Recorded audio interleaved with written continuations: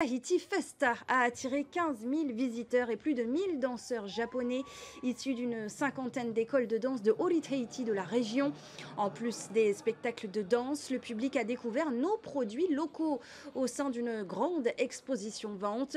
Parmi les exposants et pour la première fois, des étudiants de Reiatea.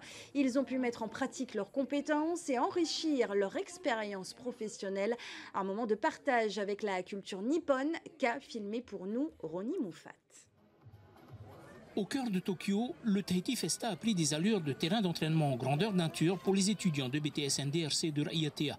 Face au public et aux acheteurs japonais, ils avaient 3 jours pour séduire, convaincre et vendre les produits du Fénois. 3 jours intenses pour tester et valider leurs compétences commerciales.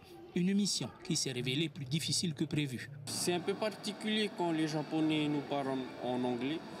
En fait, c'est difficile à les approcher parce que dès que tu dis Konnichiwa, Ohayo, ils ne te répondent pas forcément. Ils ne viennent pas vers toi, ils te regardent bizarrement, mais voilà, on fait avec. Ce que je retiens aujourd'hui de cette expérience inédite, c'est l'enthousiasme, la persévérance, mais aussi le dévouement de chaque jeune. Et d'ailleurs, le professionnalisme a porté ses fruits, car c'est quand même plus de 3/4 des produits qui ont été vendus sur le stand. Une entrée exigeante mais remarquée et saluée par les organisateurs de l'événement. C'était une belle surprise de notre part parce qu'on n'avait pas forcément encore pensé à participation de la part de lycée. À ma grande surprise, honnêtement, quand je suis arrivé là et que j'ai vu le stand installé avec tout ce monde déjà autour d'eux, les mecs, bravo, bravo les petits, bravo, bravo. Et ça va. Ah, c'est Reiatea represent, voilà. En parallèle, les élèves de terminale en immersion ont découvert le Japon à travers des échanges scolaires et de nombreuses visites culturelles. Une expérience enrichissante qui leur a permis de pratiquer la langue et de mieux comprendre les codes de la société nippone.